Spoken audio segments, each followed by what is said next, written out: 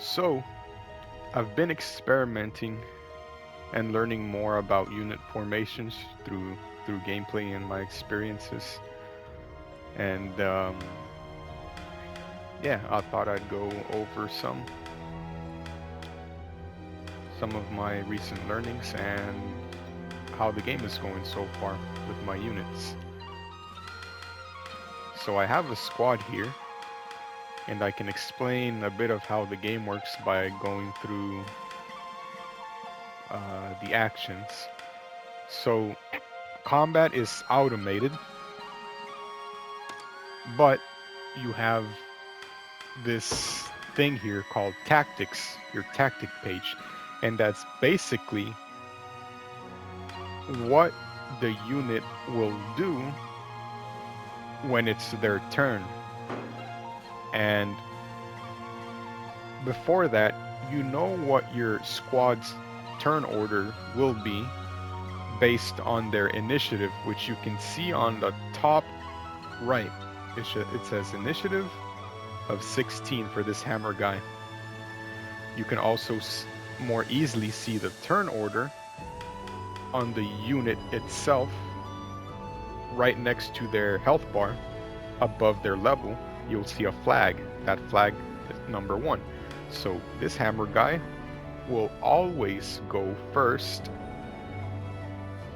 in this squad unless for some reason initiatives change, right? Like either they get affected by a speed boost or a speed debuff, but that's more advanced stuff.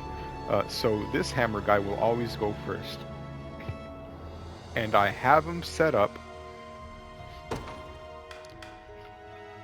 with very basic tactics, which means that whenever he goes, he will perform this list in this order. But before that, okay, so units have action points, AP, and passive points, PP. And the amount you can see on the unit itself, again, above the health bar or on the top right on the stat sheet. So this hammer guy has 2 action points and 2 passive points. So what that means is he can use 2 actions when it's his turn. So he'll be able to heavy smash twice and binding guard twice. Now we look over their actions. So heavy smash reads as such: attack a single enemy, and that attack ignores 100% defense against armored targets. Now if you look here in the conditions, I put there for this attack, he wants to prioritize armored targets that aren't guard sealed. So he's going to look, the AI will look for armored targets first that aren't guard sealed. And this might not make sense yet, but guard sealed basically is a affliction that is applied onto units that completely strips their guard rate. And guard rate is the percentage chance of a hit being blocked. And there's different types of block. There's medium guard, so different types of guard: medium guard and high guard. Uh, Medium guard is 50% damage reduction, high guard is 75% damage reduction. That's all that you really need to know. So anyways, so heavy smash against prioritizes armor that don't have guard seal. Now,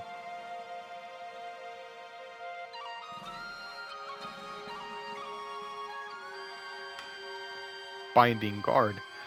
So very important. So passive skills have a trigger. So here, binding guard says activates before attacking with an active skill. In this case, our active skill is Heavy Smash. So this passive, Binding Guard, will trigger when it's this unit's turn and before, like, as he's gonna use Heavy Smash. And what this does is user's next attack will inflict Guard Seal. So this is a buff that they apply to themselves before they use Heavy Smash, and then once they Heavy Smash, that target, which is ideally an armor target, will have Guard Seal, so they won't benefit from their guard rate anymore. And since he gets 2 actions, so he's going to do 2 Heavy Smashes, the second time he does a Heavy Smash, he's also, because he also has 2 passive points, he will reapply Binding Guard again to the second Heavy Smash, but this time, because of this, not Guard Sealed, instead of hitting the same armored unit that just had their guard sealed, he will, if there is another armored unit with a shield, he will target that instead and break their guard, their defenses basically. Which, if there's ideally if there's 2 or more armor targets, he basically strips them of their armor. Well, not really their armor, their guards, so that the rest of the team can hit them directly.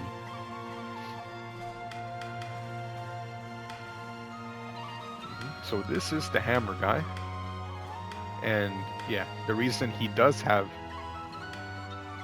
2 action points and 2 passive points is because of these amulets that I've equipped to him, which increase each one respectively by 1 point.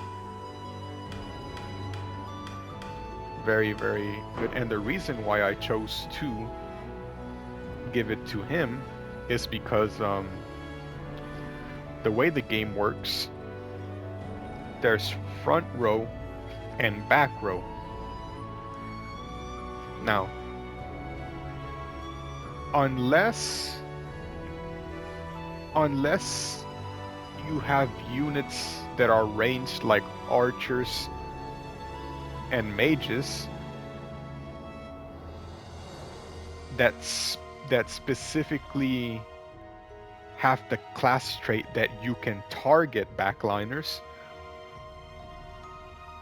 then your units, again, that aren't archers or mages that can attack the backline, your units will have to target front line first, front to back. So the enemy will always have to hit either hammer guy or big axe guy, or at least their melee do. If they have wizards or archers, then yes, they can target my cleric and my sellsword. But if not, they have to go through the front line. And yeah, so you ideally want to put your defensive units up front. If not your defensive units, then units that can take the brunt of the attack through either evasion or through a large health pool, or high guard rate to reduce the damage, or a combination of those things,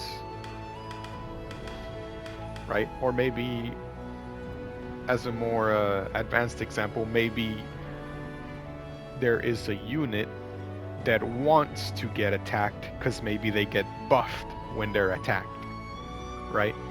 Then you'd want to put them on the front and support that unit so it doesn't die. So here we have 2 somewhat beefy boys on the front, they don't have high guard rate or dodge or physical defense, but they do have sizable health pools.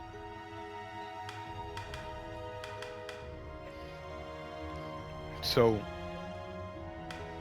I've chosen to put a cleric in this unit because while they do have higher health pools, they're still, since they don't have a lot of physical defense and magical defense, they will get chunked. They will take basically the full brunt of an attack. But the AI has to, the AI will automatically pick between one of these two, the hammer guy or the gladiator. So the damage will be distributed between these guys. And just like I have the tactics set for hammer guy to attack in a certain way, I have my cleric set to heal in a certain way.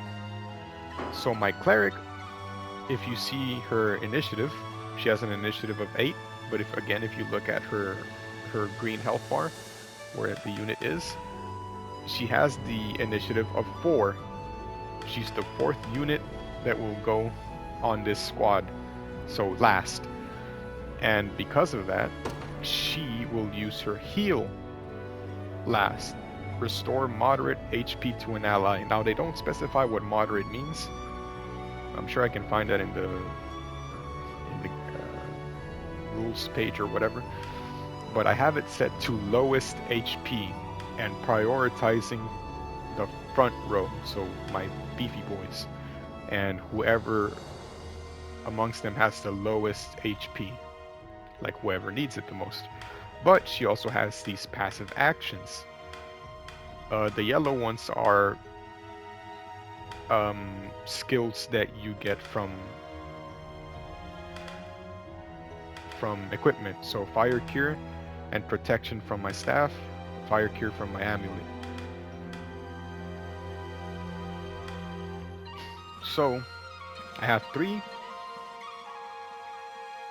passive actions, but only 2 passive points, and only 1 action point, but 2 passive points.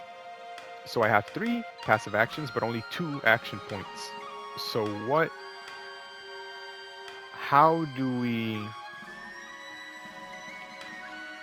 optimize this so that we use these 3 actions efficiently? So first of all, fire cure is set as top priority. So there you can see 1, 2, 3 next to on the left of the skill. That's the priority order. So the AI will read the commands top to bottom. Top to bottom, left to right.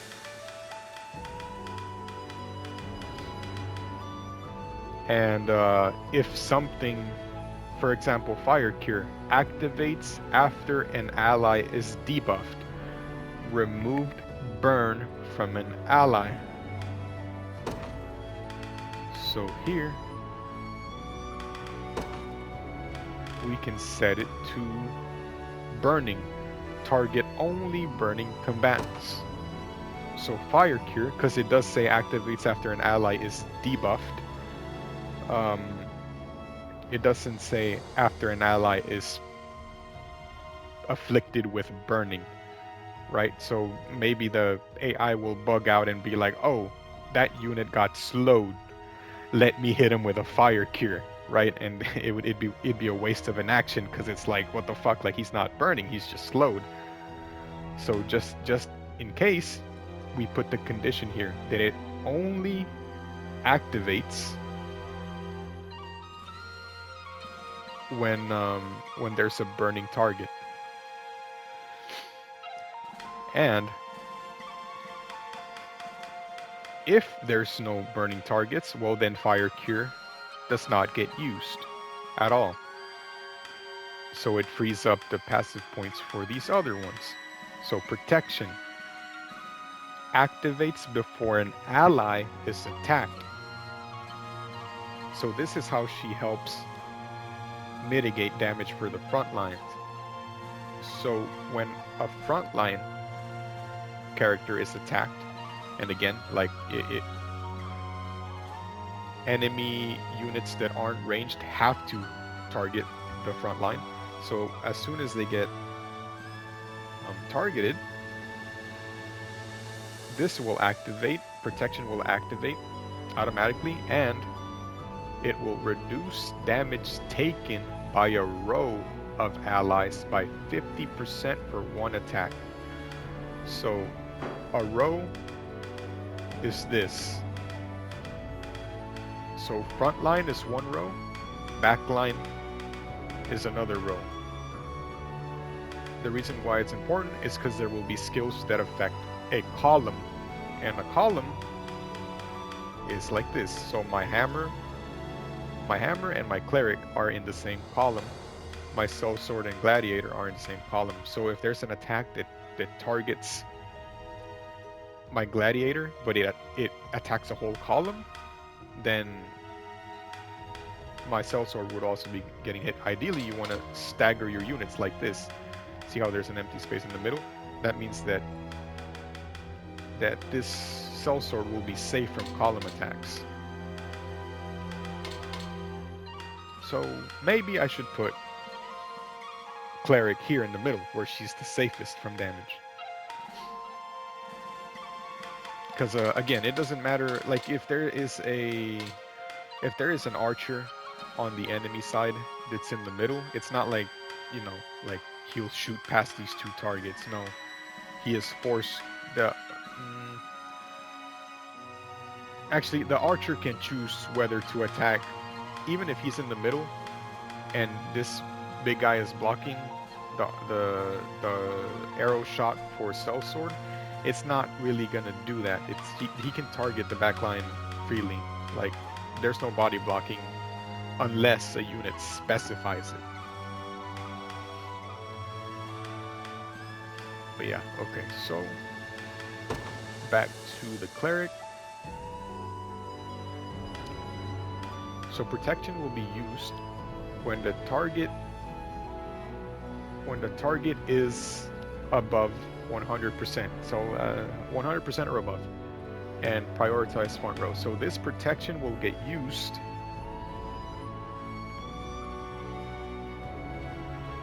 if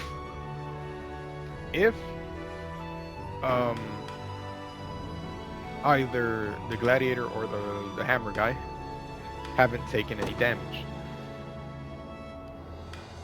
to mitigate an attack for 50%. But if they aren't at full health, if neither of them are at full health when they're attacked, then when they are attacked, the cleric, will quick heal them as long as they are lower than 75%. Again, prioritizing the front row. So she will only use quick heal if the target is below 75%. Otherwise, she will use protection, but only with the condition that they are 100%. So what happens if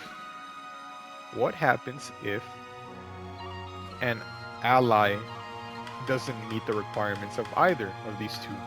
So they are not full health, so they can't get protected, but they aren't below 75% health, so they can't get healed. Well, you can add, because you want your units to actually use their points. You don't want them to ever not use them. You can add another instance with another requirement. So quick heal again. So again, it reads top to bottom, left to right. So if there's no one burning, fire cure will not get used. If there's no one at full health, protection will not be used.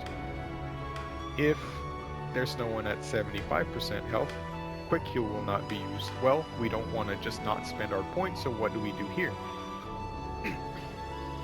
we can put,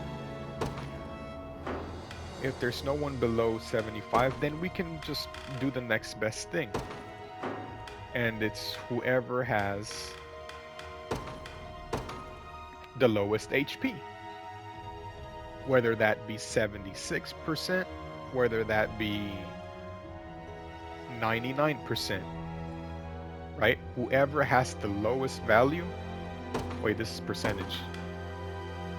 Okay, so it lets us choose either flat HP number or percentage HP. I'll go with flat HP number just because it's a minor heal. Okay, so lowest HP will get healed after all of these have been checked, right? If nothing else can be done, heal the lowest health target when they've been attacked. So yeah, let's say the hammer guy takes a hit, and that hit brings him down to 80% health, right?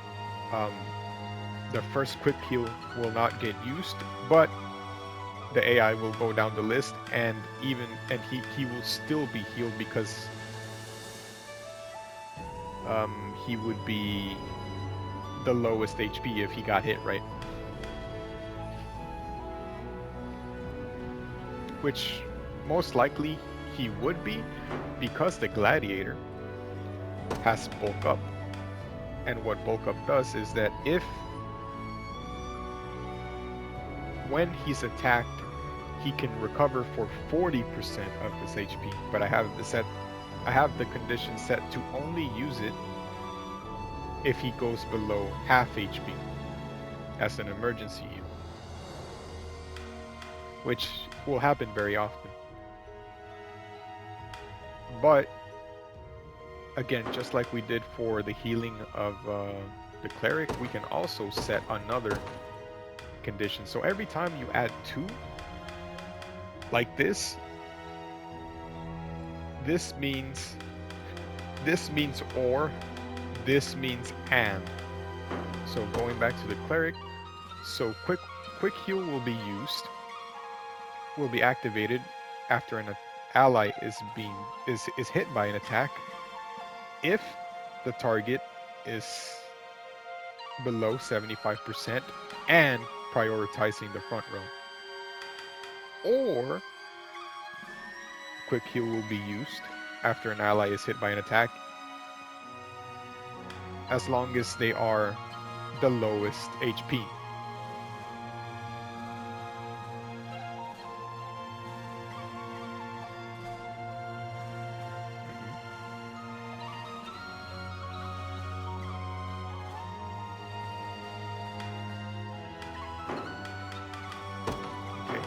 Now I'm certain there's like a better way to fine-tune that, because we can go for the lowest HP, and then let's say we can add yet another one, and then this one, okay, so automatically target HP is less than 100%, so it prioritizes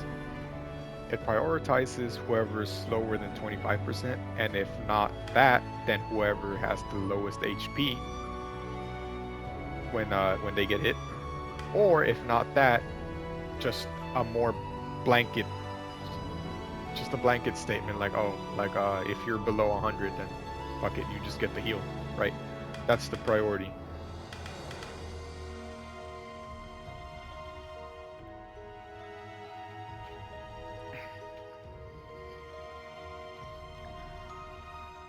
Okay. Now let's do the same for bulk up. So ideally we want to save it when the unit goes below 50%, but let's say you want him to use it like just to top himself off, and there's no other units that will attack, right? So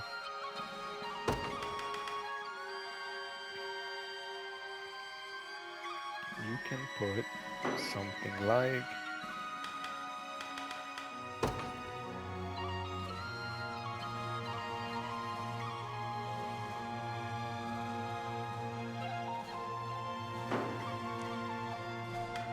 something like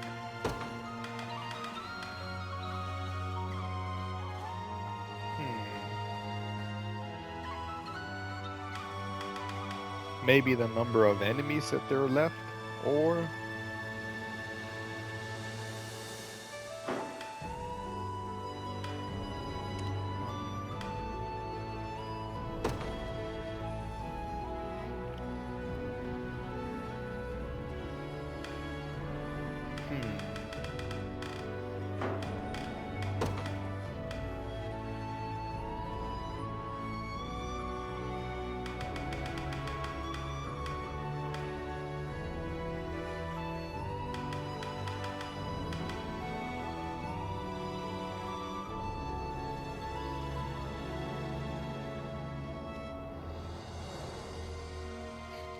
if not when he drops at 50%, then when? Because, like, in my mind, if he's the last, if the last enemy in the round hits him, but it only drops him to 70% health,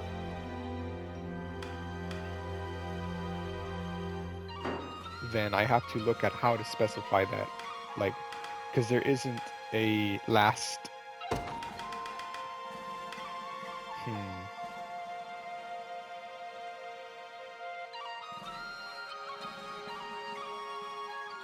So maybe if I put lowest initiative,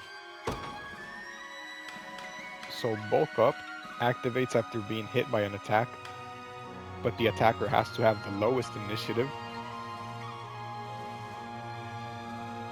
then he uses the recovery.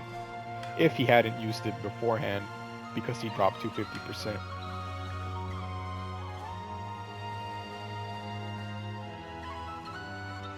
But this isn't a 100%. This isn't 100% foolproof, because what if that lowest initiative enemy is a ranged unit, right? For example, some wizards, or actually most wizards, have a very, very low initiative score of like 8, which is the same initiative that this guy has. But that wizard can choose to target the back enemies, so that lowest initiative enemy will not be triggering this bulk up.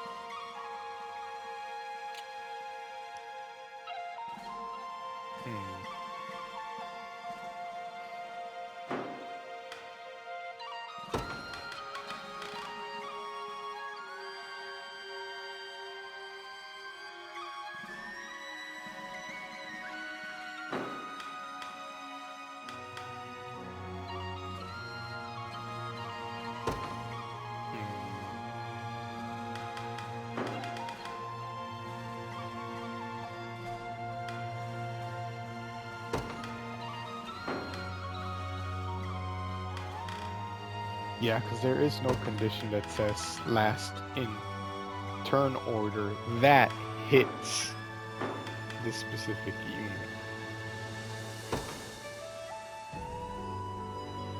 Or the lowest initiative that hits this unit. Oh, actually, hold on.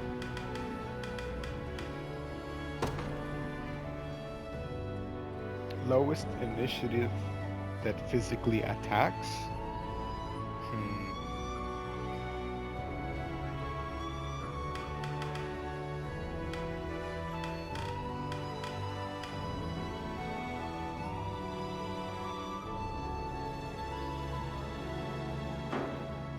Or can you say physical attacker that has the lowest initiative. That would be one way to solve that.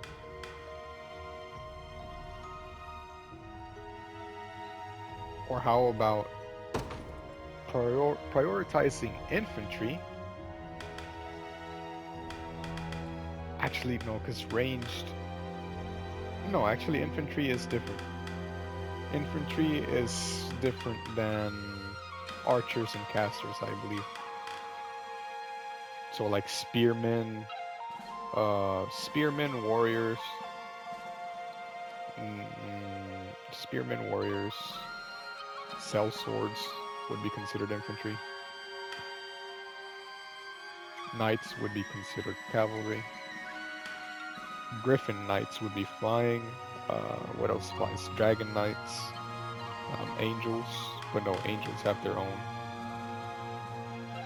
But I wonder if angels are both, angel and flying, right?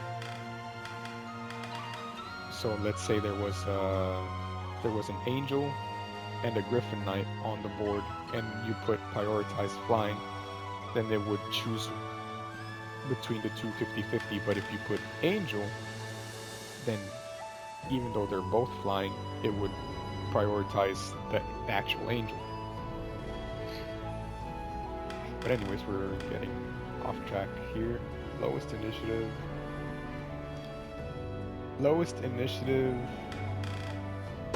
infantry, or lowest initiative. What can we put? Lowest initiative, armored, like tanks. That usually have low initiative, or lowest initiative.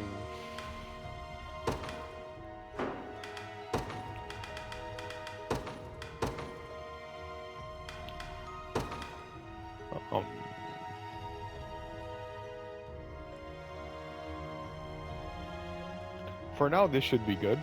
Maybe lowest initiative cavalry, even though cavalry has cavalry units usually have high initiative, right? They go first.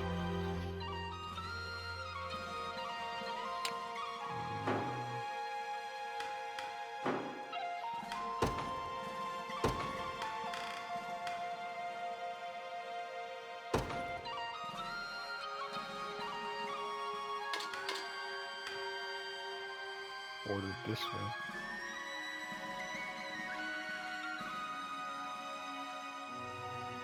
And then we can see how that works actually.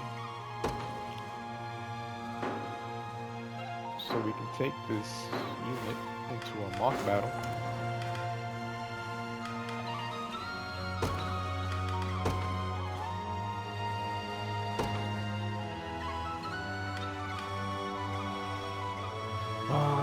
Mock battle against who? We can pit 2 units. Let's just let's see what happens, right?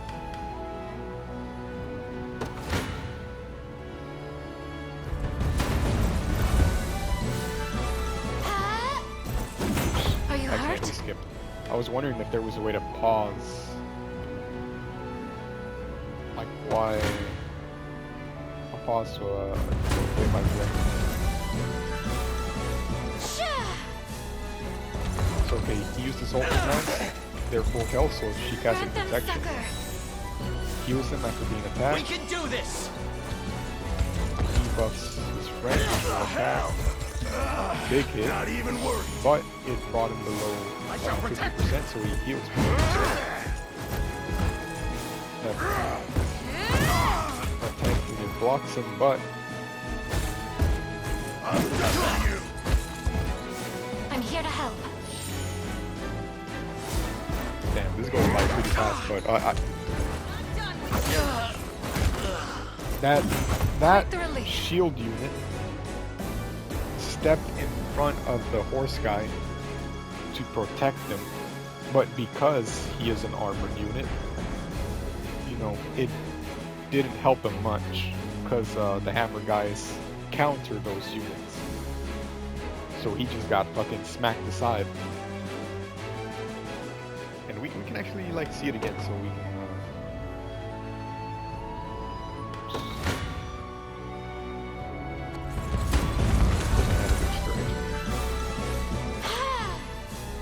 So the horseman will attack, but she protects because they're 100%. Temporary fix. Heals the damage guy.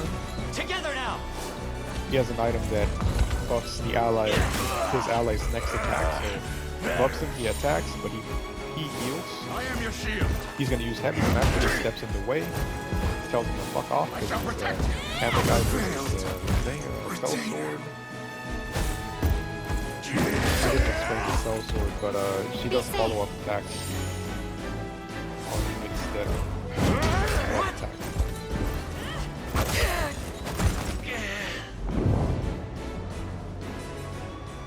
Yeah, that's how combat works. It's it's automated, but there's like a lot of strategy in one fight alone. And it's like we play it over and over until you have an understanding of why things happen, right? And everything is controlled. If you know what the enemy does and you know what your units do 100%, you can control the outcome. You just have to have the knowledge. That's what I like about the game. I am your shield.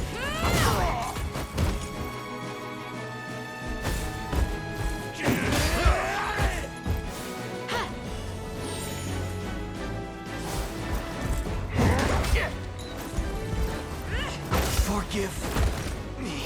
I'm just glad it's over. Okay. This time I'll pay more attention to the initiatives. So the two horse people are gonna go first. So my hammer guy is always first, right? But the two horsemen will go first because they're higher initiative. So okay, so the enemy's attacking. She's using her passive to heal. Together now. Now the other horse guy's attacking. He uses passive to buff him. Not even He uses worse. passive to react to that by healing. So now my hammer guy goes, boom. That's his first action. I am your shield. And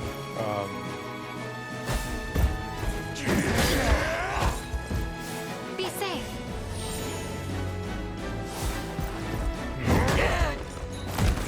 we have to see what action Are you the hurt? sellsword lady used because I didn't quite catch that.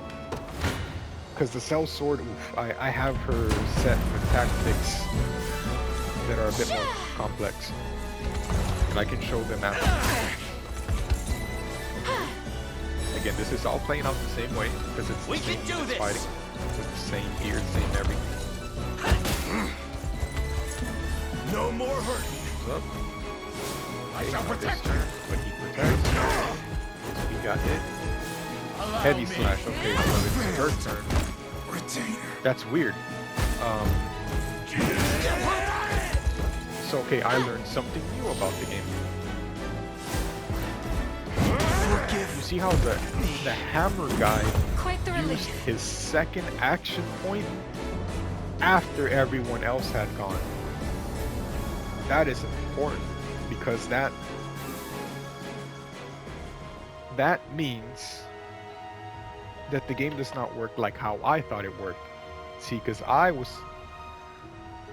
in the mind that because he has two action points, he would use two back-to-back hammer swings, but no. So what happens is he uses his first action point to hammer swing, and then the initiative proceeds as usual. So the next one in line is the sellsword, right? She goes second. And then the next one after that is the warrior, who goes third. And then after that, the cleric, she goes last. And then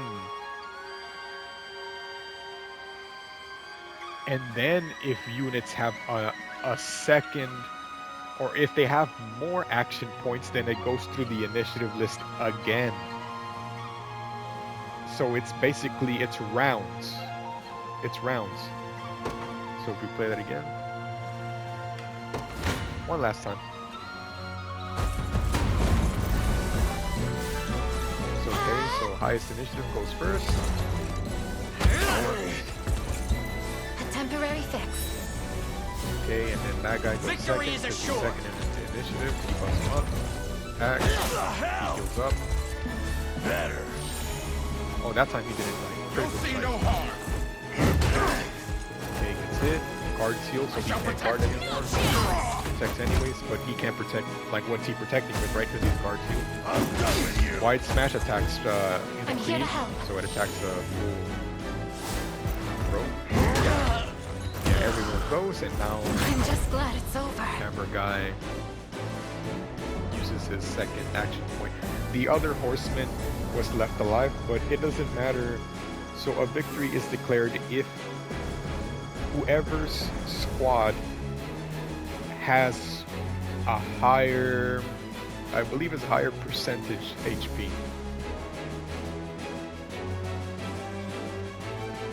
So whoever has a longer average health bar at the end of the combat.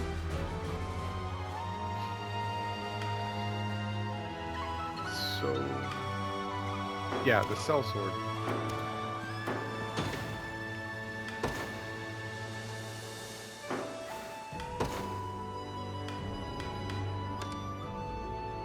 Yeah.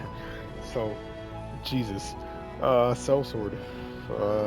She only did one attack in that whole combat, and I believe she used heavy slash.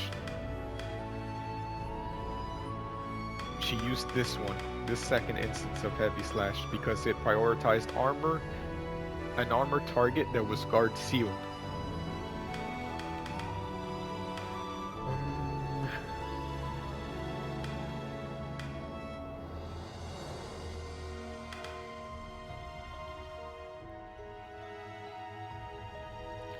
I do believe though. Okay, so if let's just do this. Let's just reorganize this and this, right? And see how that changes the fight.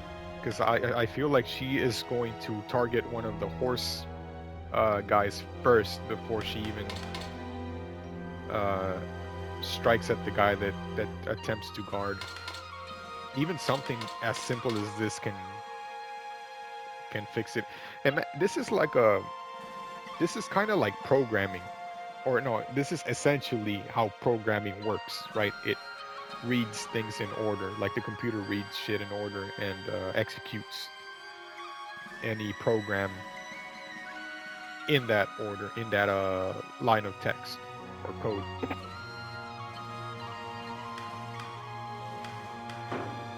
Okay, so let's do that, and then let's see again how that changes the fight.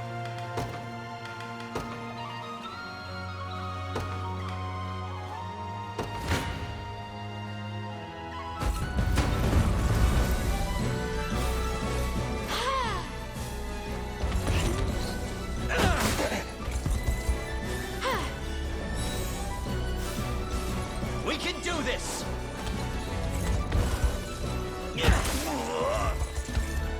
Not even worried.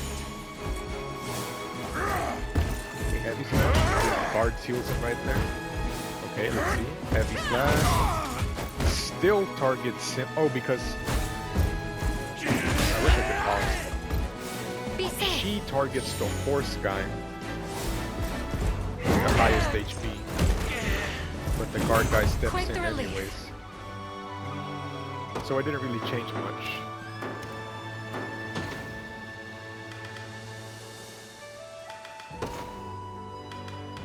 Let's go back in there and see. Okay, so we can just, yeah. Okay, so she isn't using her passive points, I've noticed. Okay, let's see why. So following slash, I have it set here to no armor targets, but there is an armor target, so this doesn't get used. Okay, next one, pursuit, guard sealed, activates after an ally attacks. Follow up, attack a single enemy.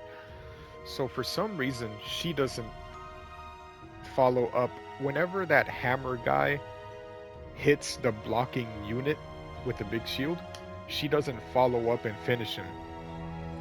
Maybe it's because he's in the back line. Let's see what happens if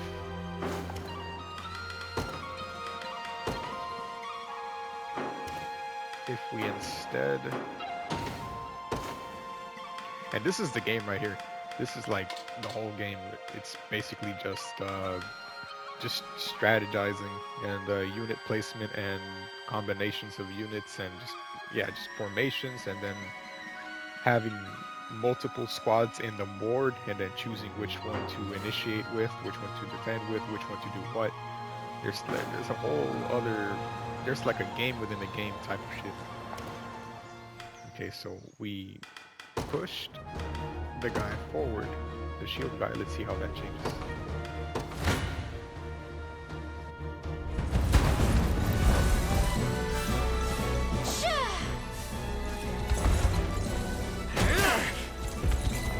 Grant them succor. So as you can see, Together only the now. damage values change, right? Because maybe the damage is like a bit randomized there. We added a critical hit.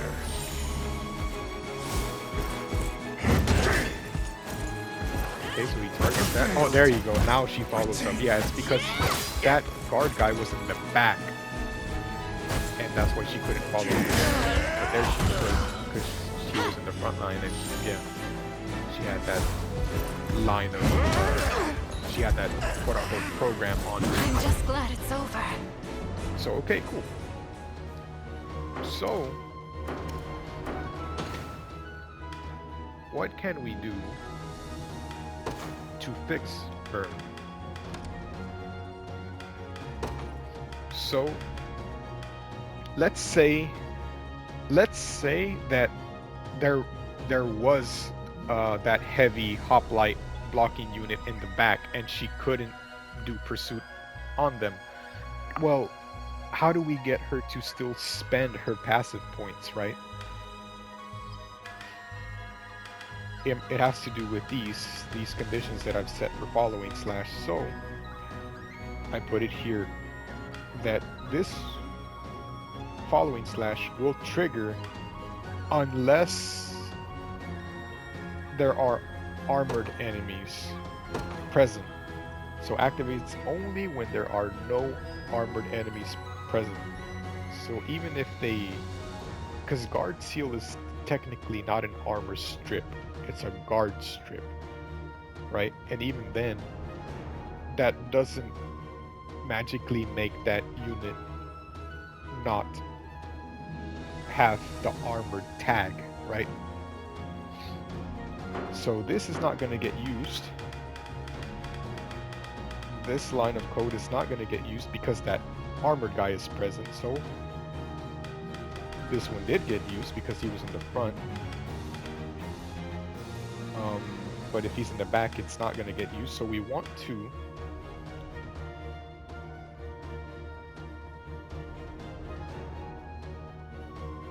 activates after an ally is hit by an attack. So let's say prioritize armored and guard seal. But if not, we want to add an or, right? So or following slash. So prioritized armored as guard seal, but if there's no such thing, or we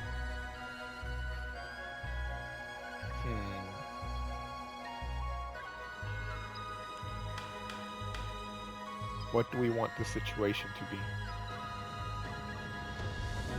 We also have to think about the turn order. So think about it. The hammer guy attacks. The shield guy steps in, blocks the damage for the horse guy.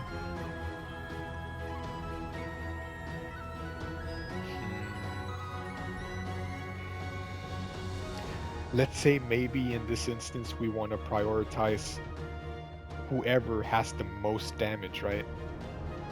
You can just put highest stats, highest attack, and then what else?